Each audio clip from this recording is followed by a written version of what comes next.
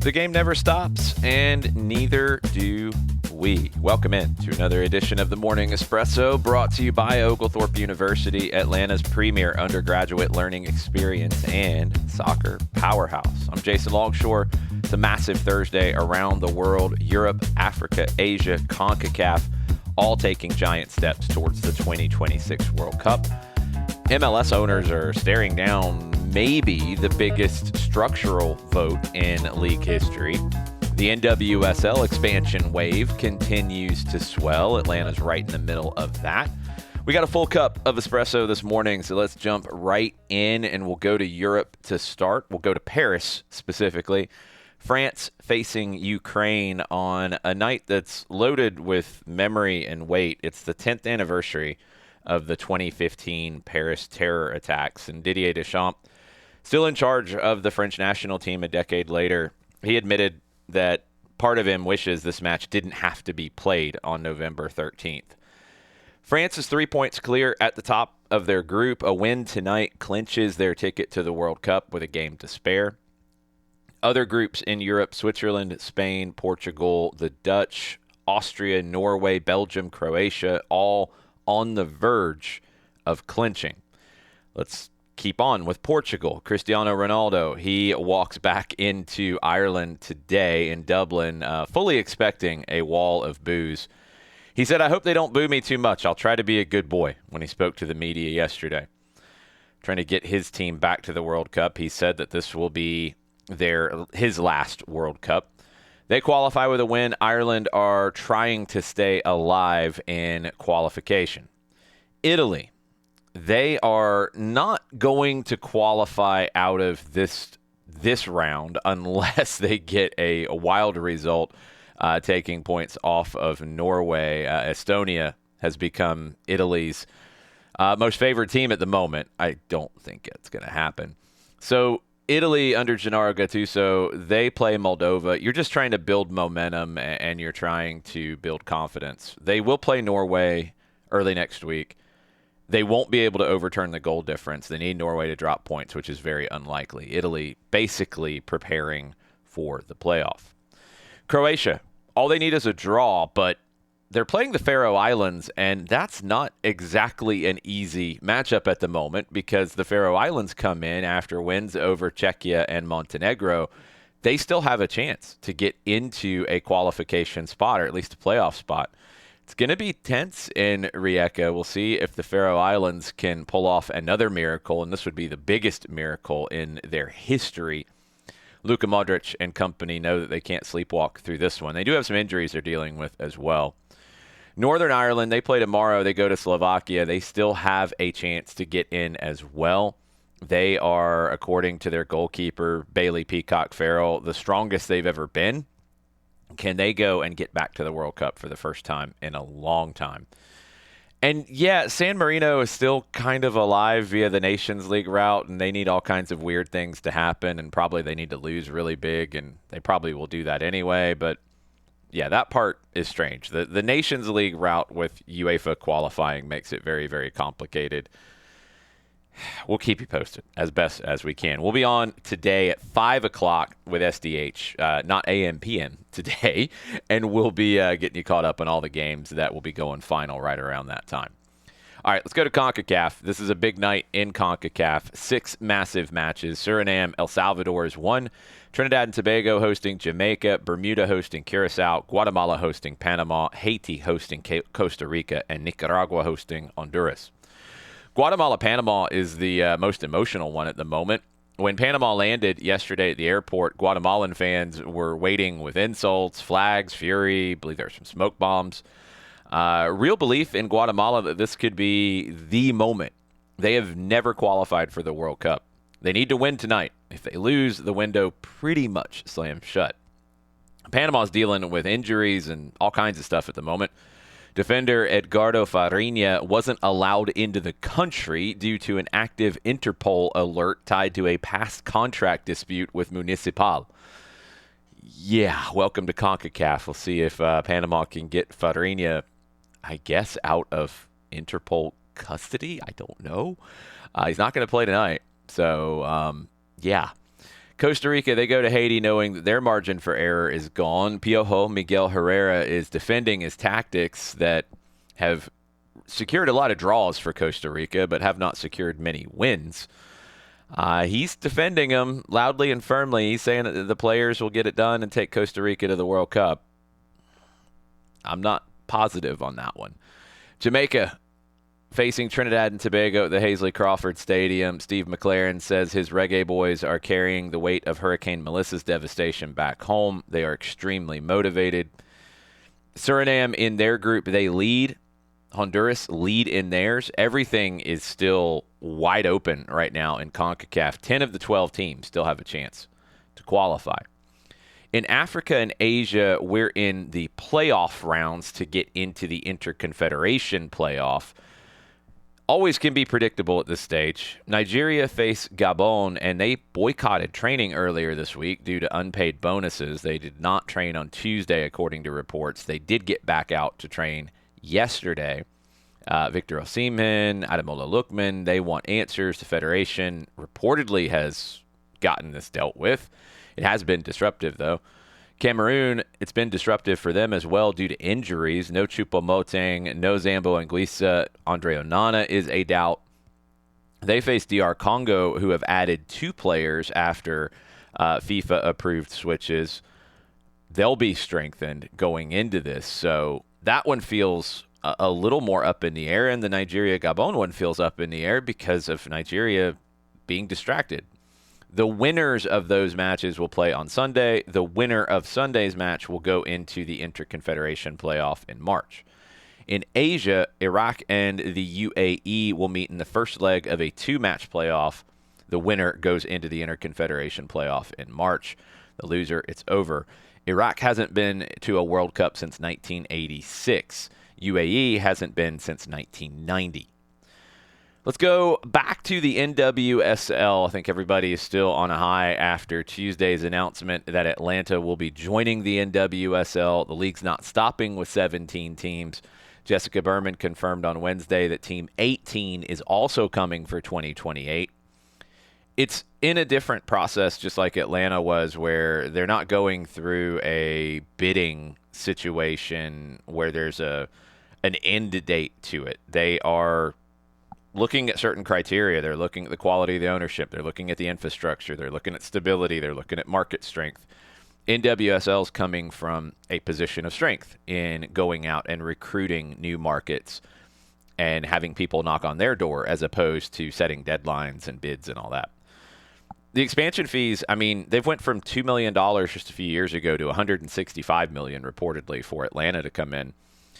And Atlanta's not coming in a small stadium either. They're going to start with the 28,000 seat setup at Mercedes-Benz Stadium. The NWSL is in such a different position right now in terms of what kinds of markets are interested, what kinds of owners are interested, the ambition of the league and of the individual clubs. The visibility is higher than ever before. It's a perfect time for Atlanta to come in with a Women's World Cup in 2027, with the U.S. hosting the Women's World Cup in 2031, with the Olympics in 2028. The league is on the precipice of massive growth, and Atlanta's going to be a big part of that, just like it was with Major League Soccer. Speaking of Major League Soccer, there is reportedly, according to The Athletic, a gigantic vote among ownership today in Florida that could see the league's calendar moved to a fall to spring calendar as opposed to a spring to fall calendar. Also, you could see a single table system with 5 geographic divisions for scheduling purposes. You could see a change to the postseason format. It's a big opportunity for Major League Soccer right now. So if you go to fall to spring, it would put MLS inside and aligned with the world's primary transfer windows. Makes it easier to buy, makes it easier to sell. It also would shift the playoffs to May, mostly. And yes, that would be going up against hockey and basketball, but it would not be going up against American football. And it would also not be broken up by international windows. It would be completely streamlined. I mean, right now, for example, LAFC and Vancouver, they both won their opening series in 2 games. They're waiting 3 weeks to play their semifinal. That's not ideal. And there's nothing you can do about the international calendar with that sense. And you're not going to play on FIFA dates for your playoffs. So if you have the playoffs in May, it's just a better playoff format. And again, yes, you're going to have basketball and hockey going on at the same time. You're going to have something going on no matter what. So stop giving me that complaint. It feels like at times there is this thing that we do in American soccer where we find something to complain about. No, if there's something to complain about, then you can't do it. There's going to be other sports going on in the calendar no matter when you do it. There's just no way around it. And also, there's going to be weather issues no matter when you play. Right now, you are playing games in the middle of the summer in Texas. That's not ideal. Yes, you're going to play, although you can schedule and try to make this minimized. Let's not forget that. But yes, if you change the schedule, you are going to play some more games, potentially, depending on the scheduling format, in colder weather markets in colder parts of the year. Yes. Go play in Houston in July and see how that feels. There's not a way to avoid it, period. You can't. It's impossible. You're going to have to deal with it. And by the way, we have seen games played in cold weather right now in the playoffs, which you can't avoid. If Minnesota, for example, was to host MLS Cup the second week of December, they would not say no because it's cold. They would host the game. When you are scheduling, and that is mid-season for you, you could say, you know what, maybe we don't have Minnesota at home that weekend. Maybe we have them on the road in California that weekend. It's so much easier to do this. And the calendar doesn't get that much more complicated. This is the other complaint that I think is unfounded. You're going to start in either the last week of July or in August. You're going to take a break around the time when MLS Cup ends now anyway. So second week of December. You're going to come back after the Super Bowl. Ideally, you come back the week after the Super Bowl. That's 1 week earlier than you start your season now. So you're not playing in January. Don't let anybody tell you that that MLS is going to now play games in January in Minnesota. No, they're not. Just come on, people. We drive ourselves crazy with this stuff. That's not what's going to happen. You're going to see the league be able to be more strategic with their scheduling in this format, as opposed to having the MLS Cup game in Toronto that was miserable. Nothing can be perfect weather-wise and time of the year-wise on the sports calendar in the United States. It's impossible. In my opinion, this setup makes it better. I was against this for a long time. And one of the reasons why was you had too many teams that didn't control their own stadium dates. And it could have been a little more complicated to play more games in the fall. Now you're in a much better position to do this. And by the way, there wasn't some grand dramatic reason for why the American soccer calendar runs the way that it did. You want to know why it started the way that it did? When the leagues started in 1967, they were done to fill dates in the summer in stadiums. Period. That's why. They played then because it was to fill dates at a time where you didn't have as many things going on. Here in Atlanta, for example, you played in the summer to fill more dates. Yes, you were playing alongside the Braves. At times, even the Atlanta Chiefs and Braves played on the same day, which is crazy, but that happened. I think you played over the baseball dirt because, we didn't know any better at that time. But yeah, you were filling dates, and they decided to fill dates in the summer as opposed to fill dates in the winter, probably because of the influence of American football. Okay. The rest of the world does it this way. It's not about being where the rest of the world is, except for the transfer window, because I do think that is a huge benefit of this. But I think now, with where things are with facilities, it is so much easier to go this way, and it will make for a better business model. I also like the single table model just because I like that you're going to then play everybody in the league every season. You will play the 4 teams in your 5-team division home and away, and you'll play everybody else home or away for 34 games. Perfect setup. Like that a lot. There's talk about the playoff format changing. We'll have to see what that could look like. I think that one's maybe a little more up in the air. Yes, there are challenges. There's going to be challenges no matter what you do. There's challenges right now. And I think this is a better way to do it. This could take effect for the 2027 season. They need to get it done quickly if they're going to do that for 2027 because you got a lot of things to line up. So stay tuned. There will be news out of Florida today, I am sure. Today, it's a massive day around the world, not just in MLS. It's going to be a massive day here in Atlanta as well. This is going to be a fun one. Make sure you're following Soccer Down here on all your social media platforms for live updates, for clips, for coverage of what's going on worldwide. We'll be out in Marietta this morning at the Children's Healthcare of Atlanta training ground for Tata Martino's introductory press conference, or maybe reintroductory press conference is the best way to put it. We'll have real-time reports as Atlanta United starts its next chapter. Remember, SDH AM shifts to the PM today. We're live at 5 o'clock. You can watch on Twitch. You can watch on YouTube. You can watch on X.